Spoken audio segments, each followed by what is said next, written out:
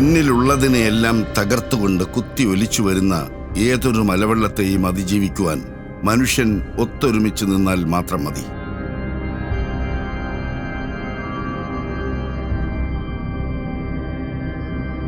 സഹ്യനിരകളുടെ മടിത്തട്ടിൽ ഒരു കൊച്ചു കുഞ്ഞിനെ പോലെ കിടക്കുന്ന കേരളം, കേരളത്തിന്റെ പ്രകൃതിയെ പൂർണ്ണമായും അനുഭവിക്കാൻ കഴിയുന്ന ഒരിടം, അതാണ് വയനാട്. വയനാട്ടിലെ മേപ്പാടി എന്ന മനോഹരമായ ഗ്രാമം പണ്ട് സായിപ്പന്മാർ സ്വർണ്ണഖനികൾ തേടിയെത്തിയ നാടായിട്ടാണ് ഇവിടം അറിയപ്പെടുന്നത്. ചൂരൽമലയും സൂചിപ്പാറയും വെള്ളാർമലയുമുള്ള കാടുകളും പുഴകളും നിറഞ്ഞ ഇവിടം പിന്നീട് ബ്രിട്ടീഷുകാർ ഏലവും കാപ്പിയും തേയിലയും വച്ചുപിടിപ്പിച്ചു അത്രേ. അവർ തോട്ടം തൊഴിലാളികളായി പല നാടുകളിൽ നിന്നും പല ഭാഷകൾ സംസാരിക്കുന്ന മനുഷ്യരെ ഇവിടേക്ക് അടിമകളാക്കി കൊണ്ടുവന്നു എന്നാണ് കഥ. ആ മനുഷ്യരുടെ പിൻഗാമികളും മറ്റു നാടുകളിൽ നിന്ന് ചേക്കേറിയവരുമാണ് ഇപ്പോൾ ഇവിടുത്തെ ജനങ്ങൾ. ഹരിതാഭമായ മലയിടുക്കുകളിൽ നിന്ന് ഉത്ഭവിച്ചു വരുന്ന ശുദ്ധജലത്തോളം ശുദ്ധ ഹൃദയമുള്ള മനുഷ്യർ. ഇപ്പോഴും അവരിലേറെ പേരും കർഷകരും തോട്ടം തൊഴിലാളികളും തന്നെയാണെന്നാണ് അറിവ്. യാതൊരു ആർഭാടങ്ങളുമില്ലാതെ അവരുടെ കൊച്ചു കൊച്ചു സന്തോഷങ്ങളിൽ മാത്രം മുഴുകി ജീവിക്കുന്നവർ, നിഷ്കളങ്കരായ മനുഷ്യർ. ആ മനുഷ്യരുടെ ജീവിതത്തോടൊപ്പം തന്നെ ഒരു കൊച്ചു കുഞ്ഞിൻ്റെ പാദസരം കിലുങ്ങുന്ന സ്വരത്തോടെ ശാന്തമായി ഒഴുകുന്ന ഇരുവഴിഞ്ഞിപ്പുഴയും.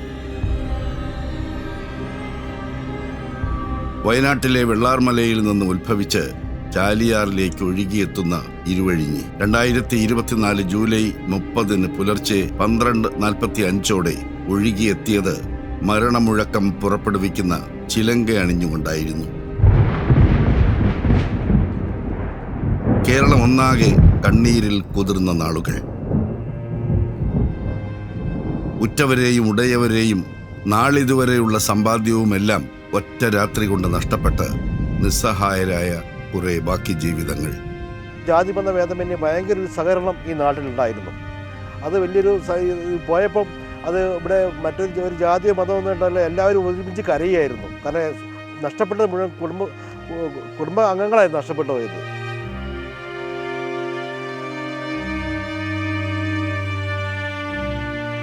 ഇനി ഉയർത്തെഴുന്നേൽപ്പിന്റെ സമയമാണ്. മലയാളികൾ ഒന്നാകെ ഒത്തൊരുമിച്ച് വയനാടിനായി കൈകോർക്കുമ്പോൾ കൂടെ ലെൻസ് ഫെഡും ആ ഒത്തൊരുമയിൽ പങ്കാളികളാവുകയാണ്.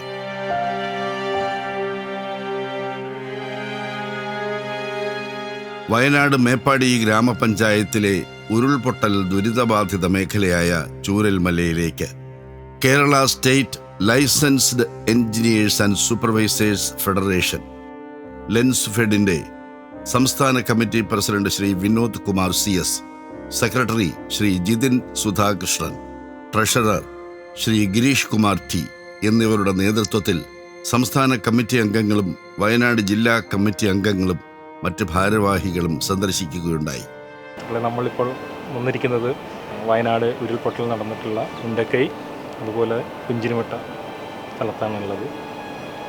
ഈ പ്രകൃതി ദുരന്തവും നടന്ന ഈ സ്ഥലം നേരിട്ട് കാണുകയും അവിടെ ലെൻസ്ഫെഡിന് licensed engineers and supervisors federation Lensfed Kerala state കമ്മിറ്റിയുടെ ഭാരവാഹികളും ജില്ലാ ഭാരവാഹികളും ഒക്കെ ഈ ടീമിൻ്റെ ഇവിടെ സന്ദർശിച്ചിട്ടുണ്ട്. ചൂരൽമലയിലും സമീപ പ്രദേശങ്ങളിലും വസിക്കുന്ന ലെൻസ് ഫെഡ് അംഗങ്ങളായിട്ടുള്ള സഫാൻ, ജിതേഷ്, സലിം എന്നിവരുടെ കുടുംബങ്ങൾക്കും സുഹൃത്തുക്കൾക്കും പ്രകൃതിയുടെ ഈ കലിതുള്ളലിൽ ധാരാളം നാശനഷ്ടങ്ങൾ സംഭവിച്ചിട്ടുണ്ട്. അന്ന് സംസ്ഥാന സെൻട്രൽ സമിതി യോഗം കൂടുകയാണ്. വയനാട് നിന്നുള്ള പ്രതിനിധികൾ ഓൺ ദ വേ ആണ് തിരുവനന്തപുരത്തേക്ക് വരുന്നൊരു അവസ്ഥ. വലിയൊരു പ്രതിസന്ധിയിലൂടെ കടന്നുപോയ ഒരു സമയമായിരുന്നു. നമ്മുടെ അംഗങ്ങളാരെങ്കിലും വലിയ ദുഃഖത്തിൽപ്പെട്ടിട്ടുണ്ടോ, വലിയ വിഷമം ആർക്കെങ്കിലും പറ്റിയിട്ടുണ്ടോ എന്ന ആശങ്കയായിരുന്നു അന്ന് സെൻട്രൽ സമിതിയിൽ പങ്കെടുത്ത മുഴുവനും അംഗങ്ങൾ.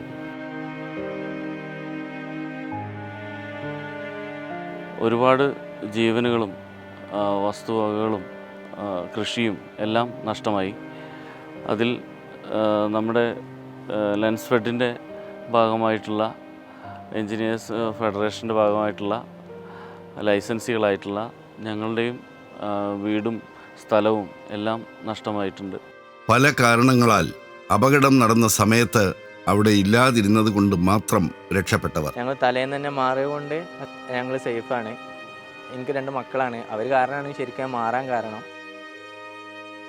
1500ഓളം വീടുകളും മറ്റ് കെട്ടിടങ്ങളും സ്കൂളും നാമാവശേഷമാക്കപ്പെട്ട മേപ്പാടി പഞ്ചായത്തിനെ പുനർനിർമ്മിക്കാനുള്ള സർക്കാരിൻ്റെ പ്രയത്നത്തിൽ പങ്കാളികളാകാൻ ഒരുങ്ങുകയാണ് ലെൻസ് ഫെഡ്. ഉരുൾപൊട്ടലുണ്ടായ രാത്രി തന്നെ ഇതിൻ്റെ രക്ഷാപ്രവർത്തനത്തിന് നമ്മുടെ ഏതൊരു രാഷ്ട്രീയ ഭരണ സംവിധാനങ്ങൾക്കൊപ്പം ചേർന്ന് നിന്ന് പ്രവർത്തിച്ച ലെൻസ് ഫെഡിൻ്റെ വയനാട് ജില്ലാ കമ്മിറ്റിയിലെ അംഗങ്ങൾ, അവരെ പ്രത്യേകം നമ്മൾ സ്മരിക്കുകയാണ്.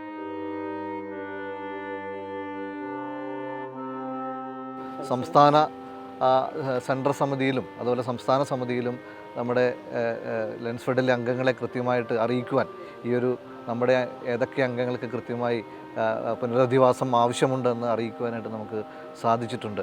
അതിൻ്റെ ഭാഗമായിട്ട് ലെൻസ് ഫെഡിൻ്റെ 14 ജില്ലാ ഘടകങ്ങൾ ഒരുമിച്ച് ചേർന്നുകൊണ്ട് ധനസമാഹരണം നടത്തിക്കൊണ്ടിരിക്കുകയാണ്. അത് പൂർണ്ണതയിലെത്താനുണ്ട്. അത് എത്തിക്കഴിഞ്ഞാൽ നമുക്ക് ഇവരെ പൂർണ്ണമായും പരിപൂർണമായിട്ട് തന്നെ അവരുടെ പുനരധിവാസം സാധ്യമാകും.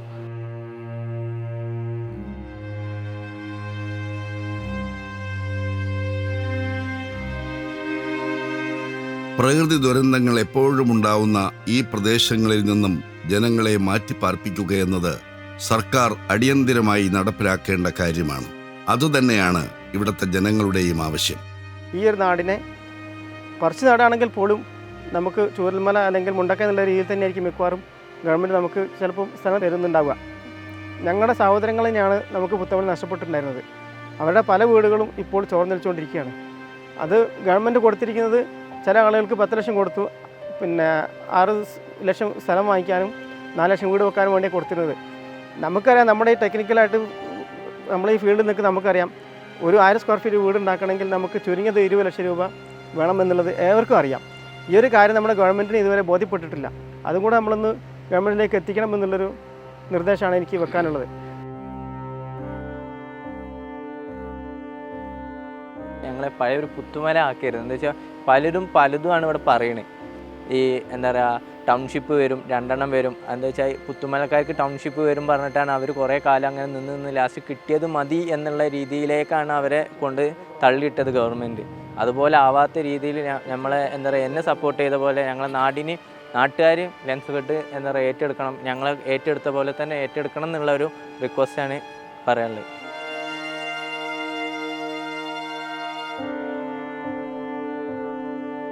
നമ്മുടെ സംഘടന ഈ കേരളത്തിൻ്റെ ആണെങ്കിലും ഇന്ത്യയുടെ ആണെങ്കിലും എല്ലാ സാമൂഹികമായിട്ടുള്ള എല്ലാ പ്രവർത്തനങ്ങളിലും ഇടപെടുന്നുണ്ട് എന്നുള്ളത് നമ്മുടെ ഗവൺമെൻറ്റിൻ്റെ അടുത്തും എല്ലാവരുടെ അറിയിക്കേണ്ടതും നമ്മുടെ ഒരു കാര്യമാണ്.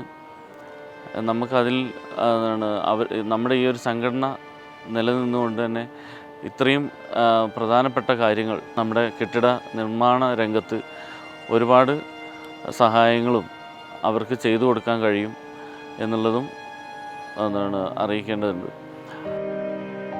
ലെൻസ് ഫെഡിനെ ഗവൺമെന്റിന്റെ ഒരു ഏജൻസിയാക്കി നിർത്തിക്കൊണ്ട് ഈ പുനരധിവാസ പദ്ധതിയുടെ ഭാഗമാക്കണം എന്ന് സംഘടന ഗവൺമെന്റിനോട് ആവശ്യപ്പെടുകയാണ്. സ്ട്രക്ചറലി സ്റ്റേബിൾ, സസ്റ്റൈനബിൾ ആയിട്ടുള്ളൊരു എൻവിറോൺമെൻറ്റ് ക്രിയേറ്റ് ചെയ്യുക, ഒരു ക്വാളിറ്റി സ്പേസ് ഉണ്ടാക്കി കൊടുക്കുക എന്നുള്ളതാണ് ലെൻസ് ഫെഡിൻ്റെ മുഖ്യമായ ദൗത്യം. അതിനുവേണ്ടി നമ്മൾ മുന്നോട്ട് വെച്ചിട്ടുള്ളത് തികച്ചും സൗജന്യമായി ഈ മേഖലയിൽ പുനരധിവാസ പ്രോജക്റ്റുമായി വരുന്ന സംഘടനകൾ, രാഷ്ട്രീയ പ്രസ്ഥാനങ്ങൾ, ഭരണകർത്താക്കൾ, സംസ്ഥാന സർക്കാർ, കേന്ദ്ര സർക്കാരിൻ്റെ പദ്ധതികൾ, ഇതെല്ലാമായി സൗജന്യമായി ചേർന്നുകൊണ്ട് സാങ്കേതിക സഹായം, അതിൻ്റെ ബിൽഡിംഗ് പ്ലാൻ തയ്യാറാക്കൽ, അതിൻ്റെ സൂപ്പർവിഷൻ ചെയ്യൽ, സ്ട്രക്ചറൽ ഡിസൈൻ തയ്യാറാക്കൽ, മണ്ണ് പരിശോധന മുതൽ എല്ലാ കാര്യങ്ങളിലും കൃത്യമായി നമുക്ക് മോണിറ്റർ ചെയ്യുവാനും അത് സൂപ്പർവൈസ് ചെയ്യാനും സാധിക്കുന്ന രീതിയിൽ സംഘടനയുടെ സാങ്കേതിക സംവിധാനം അത്രയ്ക്ക് ഉന്നത നിലവാരത്തിലുള്ളതാണ്. അതിനായി നിങ്ങളിൽ ഓരോരുത്തരും അങ്ങനെ സംഘടനയെ സമീപിക്കണമെങ്കിൽ തീർച്ചയായും ഇറ്റ്സ് ആൻ ഓപ്പൺ ടോക്ക്.